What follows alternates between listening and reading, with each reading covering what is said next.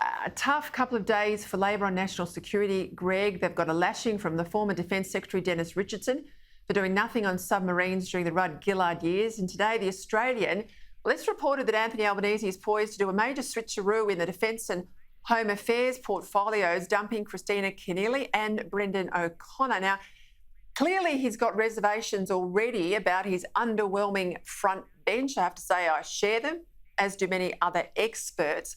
This is perhaps a key to nervousness about a khaki election.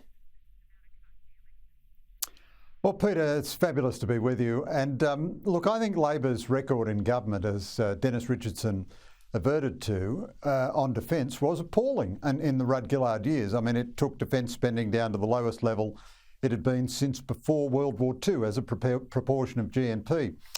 But Peter, I don't want to be the skunk at the party here or anything. I've got to tell you that while the coalition government has been good on national security generally, it too has been absolutely appalling on defence. We had 6 years with nothing on subs under Labor. Now we've had 8.5 years with nothing on subs under the coalition, and all we've got is a promise of these sort of magical, mystical AUKUS subs in about 100 years' time. I've got 4 grandkids, and I'm sure they're all too old to serve on our forthcoming nuclear subs. So, Peter, I've been a journalist, professional full-time journalist for 43 years. The principle I have now is I no longer pay on promise, I pay on delivery. And both the Coalition and Labor, in my opinion, have delivered zero relevant defence capability. Let me just ask you this question, Greg, though.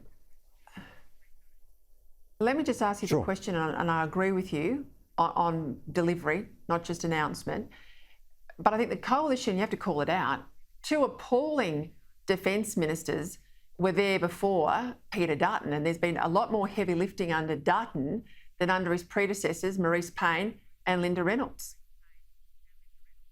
Oh, I agree with that, Peter. I think you're absolutely right. So Dutton is the best defence minister we've had since the Howard government, by a mile. But what an indictment of Liberal governments it is that they appointed Marise Payne, who she's a very nice woman and everything, she had no background in the field at all, wouldn't say boo to her department, and then Linda Reynolds, surely one of the most ineffective and weakest defence ministers we've ever had.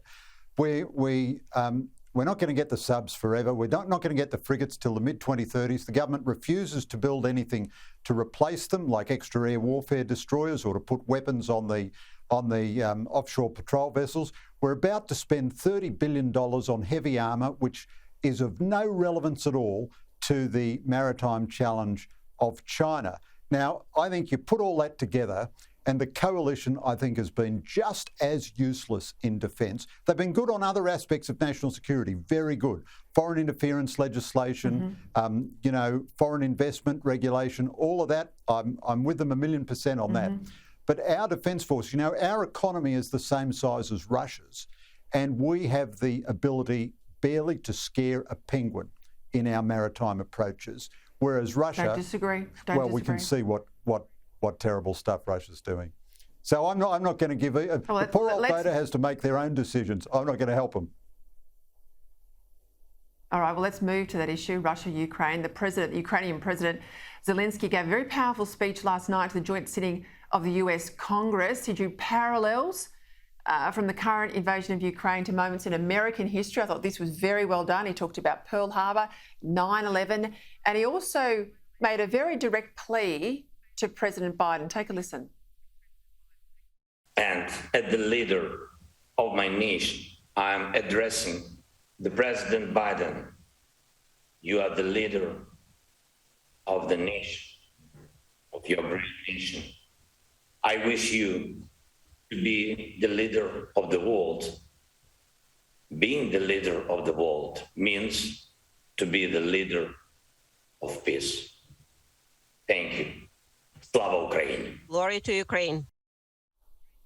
What did you make of his speech last night, Greg? Well, I thought that was a magnificent speech, and Zelensky is a profile in courage. There is still a very, very good chance that Zelensky is going to end up dead out of all this. The Russians are slowly strangling his country. Their behaviour now is barbaric. Joe Biden is right to call Vladimir Putin a war criminal. And Zelensky could have at any moment left his country and led it from exile. This was a superb speech to the American Congress. I think the Americans should feel somewhat ashamed that under Biden they cut military aid to Ukraine before the invasion. They took out their military trainers. It was as if Biden was clearing the way for a Russian invasion of Ukraine. And then Biden personally vetoed the Polish jets that were going to go to Ukraine. Zelensky, he reminded me of Churchill addressing the Congress. You know, Churchill came to the Congress famously and said, "I have not come to ask you for money." Round of applause. "For myself," he said. And then, he'd won Congress. Zelensky, if Zelensky stays alive, whatever happens, he is going to be Vladimir Putin's most formidable opponent in the years ahead. And I think any Democrat in the world who doesn't feel solidarity with the Ukrainian people now is not worth two bob. All right, well, let's bring this home then to the Indo-Pacific. I've got an exclusive interview with the Taiwanese Foreign Minister, Joseph Wu, in just a moment. And, a lot of parallels with China and Russia. Let's have a listen. I've got a little bit of the interview to play now. And we understand that we have our own responsibility.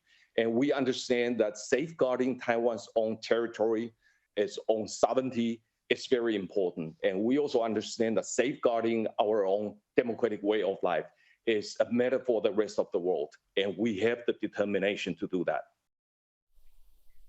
Greg, he was very, very clear that China's on the march. They understand the existential threat they live under in Taiwan. Is Australia doing enough to support Taiwan?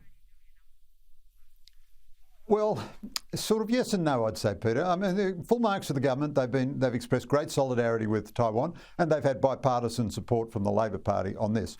But I'd say, going right back to the Howard government, we stopped sending ministers there. We used to send a minister every second year to pursue our legitimate national interests and trade. We stopped doing that because we were greedy for Chinese money. And we made it harder and harder for Taiwanese to come here. I remember the grand old days, their economic ministers used to come and visit Australia. So I think we don't have any weapons to give them. I mean, that's just ridiculous. If they're looking to raid our armoury to defend themselves against China, God help them. But we do have diplomatic clout, and we should be active in creating more space for them. Let's invite them to a conference. Let's send a delegation to there. Joe Biden has sent several delegations there. And what happens in Ukraine will affect what happens in Taiwan, because the Chinese will be watching how much resolve does the West muster and what really are the long-term consequences for Vladimir Putin of this very naked aggression. And they'll be making all kinds of calculations on their own potential invasion of Taiwan. All right, well, after the election, Greg Sheridan, you're an influential man. I'll happily join you. We should pull together a media and political delegation to Taiwan. Thanks for joining me tonight.